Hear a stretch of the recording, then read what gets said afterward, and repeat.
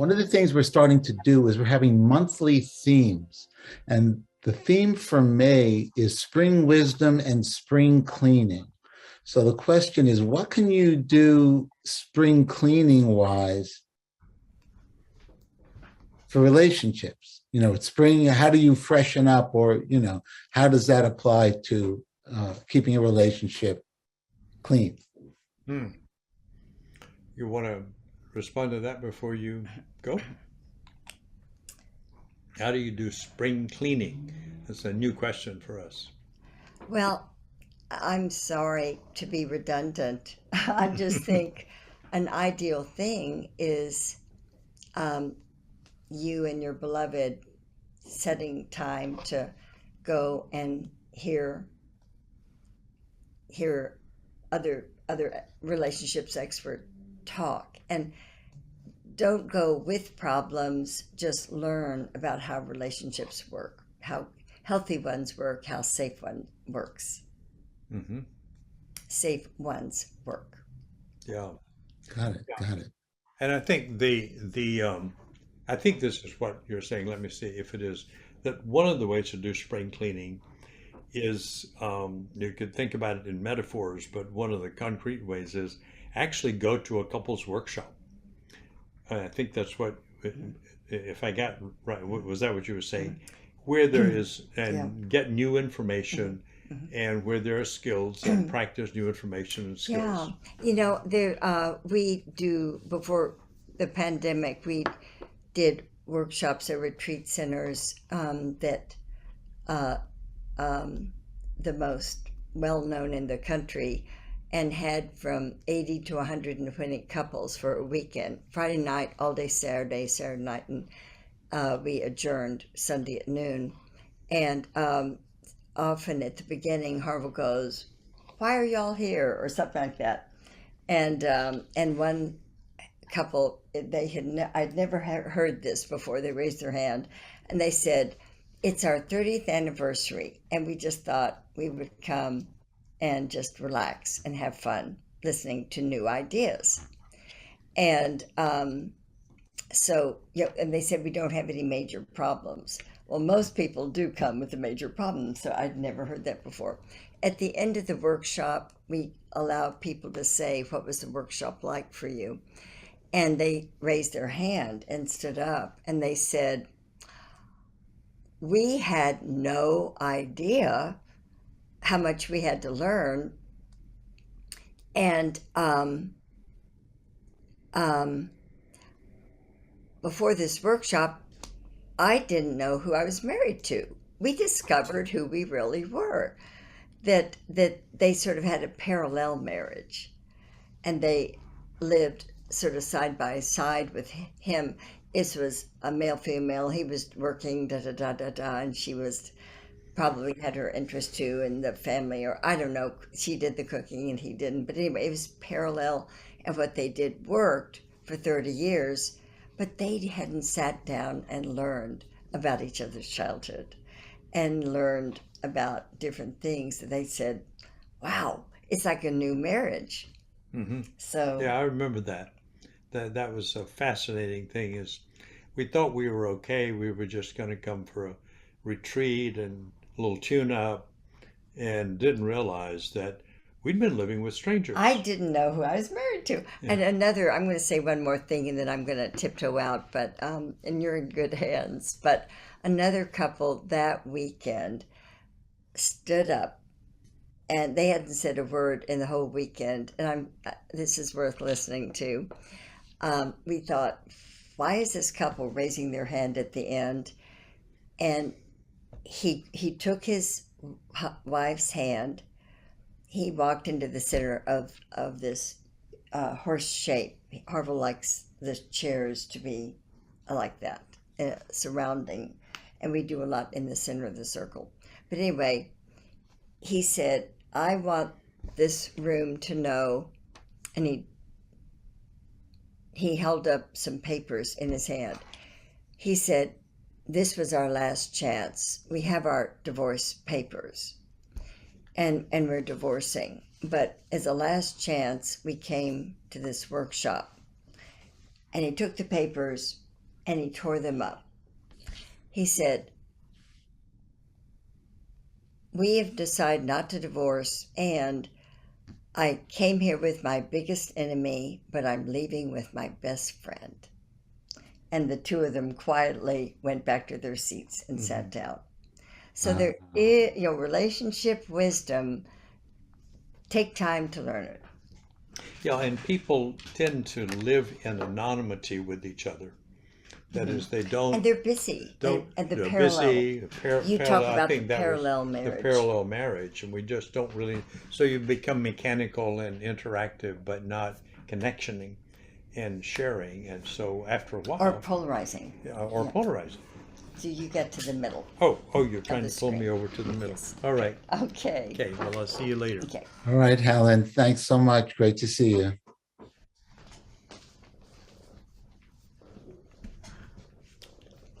Okay. All right.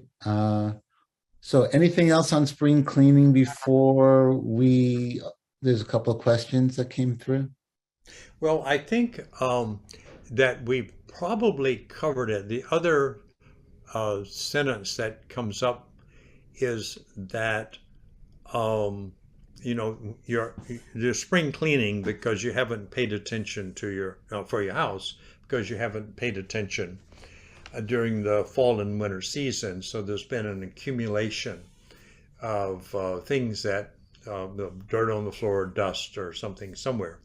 So if you think about your relationship metaphorically, one thing you could do is to sit together and interview each other about, is there anything going on in your life that you haven't talked about recently or want to talk about, or that's come up that you that we can put on a list of topics. Just sort of just check and see, and you probably, unless you have what many couples do have, which is a kind of regular check-in, any couple could benefit from doing a check-in. How are things going, and how are they going about this and about that? And you can be specific. How are things going about, our sex life? How are things going about finances? How are things going about rest, our parenting, or just to check in, and the person. But then what you have to do, and this is where this check-in can become helpful or polarizing, is that what we teach all couples, without exception, to learn how to talk in a specific way that we call dialogue. And we put a handle on it, imago dialogue, that is a part of our therapeutic system that we've developed over the past 40 years. And it's important to have dialogue, because if you do check in with your partner, and sometimes just if you have an exchange with your partner, there's a phenomenon that's a human phenomenon called difference. And that when you check in, your partner is not going to say what you thought they would say or expected them to say. They're going to say what they say, what they feel, what they experience. And it's not what you feel or think or experience. So what has to happen in order to make the spring cleaning work is that you learn the skill. And as we said something earlier about making an appointment, so let's make an appointment to do a check-in. And so tell me how things are going for you about so-and-so. And when your partner says that, which is going to be different from what you thought, you must, it's not an option, you must say, well, let me see if I'm getting this. So if I'm getting this, you are experiencing a kind of slowdown in our tender interaction, or you're experiencing that we're not making love very often. You're experiencing, you're concerned about our money or whatever. Am I getting this?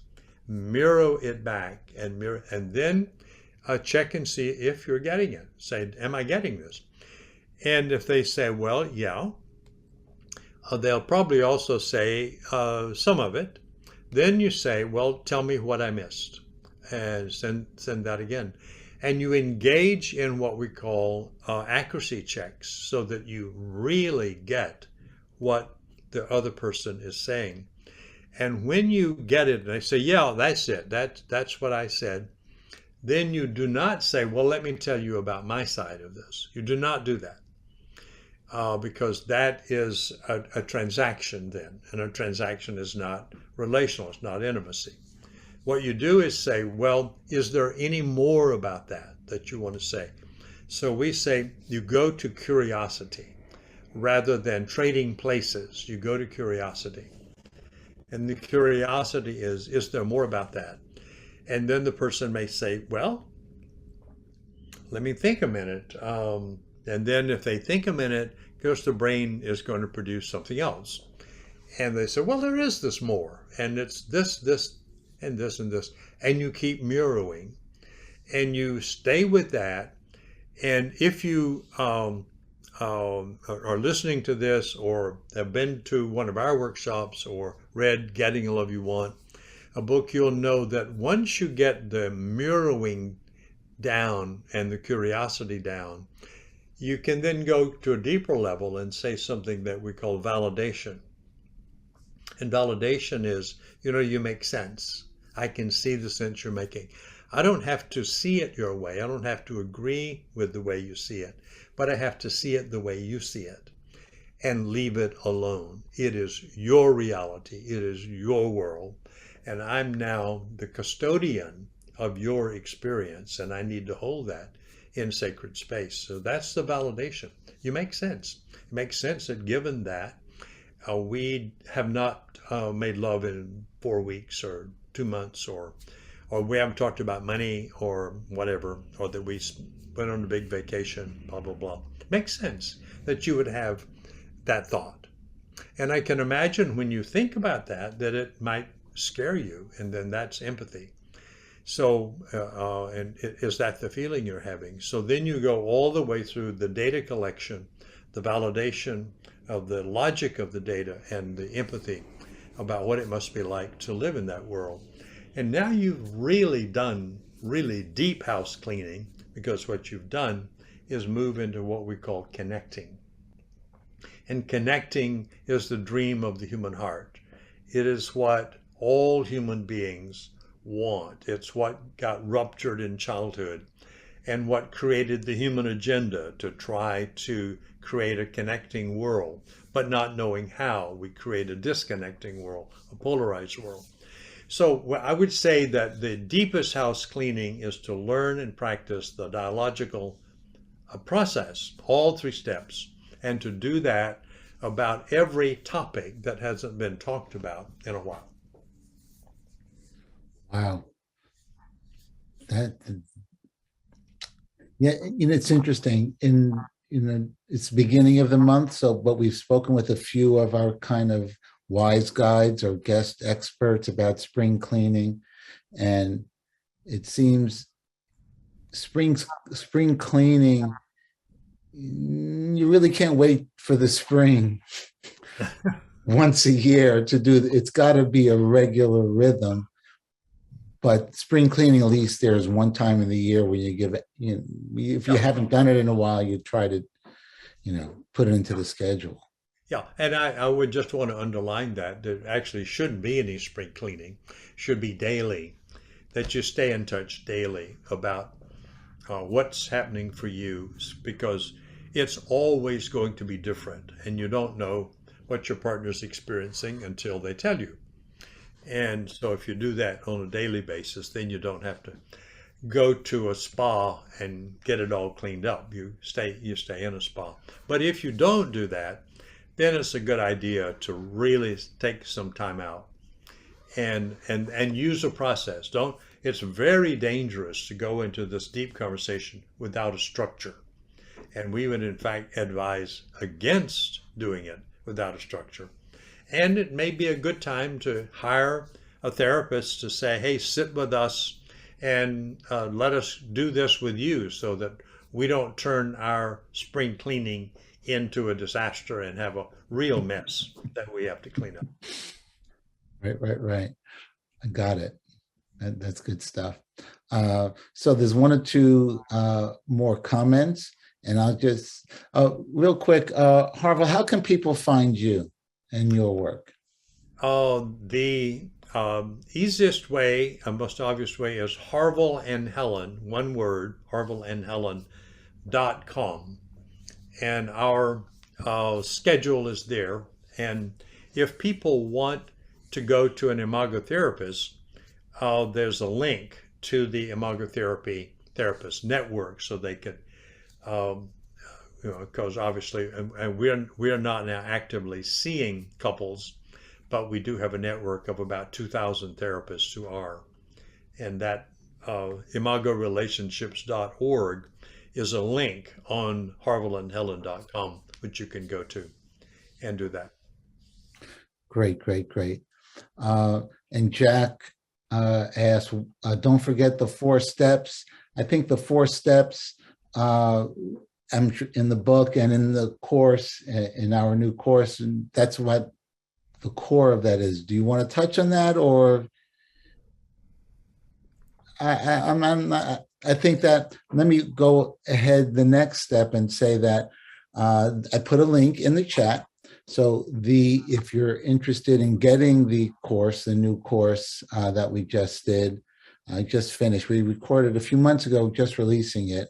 It goes into great depth on the 4 steps to a thriving relationship, and then it's really powerful. And if anyone orders tonight, that will give them a copy of tonight's recording as kind of a bonus. And then the other thing is, we happen to have the doors open for our membership. There's a link for that as well. And that's kind of ongoing support and community with kind of guest experts. And the link is there. And then let me go to this nice comment from Martha. I'll do it real quick. My partner Paul and I did Harville Hendrix work with our couples therapist out in LA back in the 90s. At first, Paul went reluctantly, then he really got into it, and his work transformed our relationship. We really embraced these techniques, and it allowed us to stay safe and to be able to go deep in ways we never would have been able to. And apropos, because we had a safe container, we learned how to listen truly to each other, which is just what. Oh, thank you, Martha. Is that Martha Peterson? How'd you know? Well, she's sitting there with a beautiful picture looking, and her name is at the bottom. That's the only Martha on the list. Gotcha.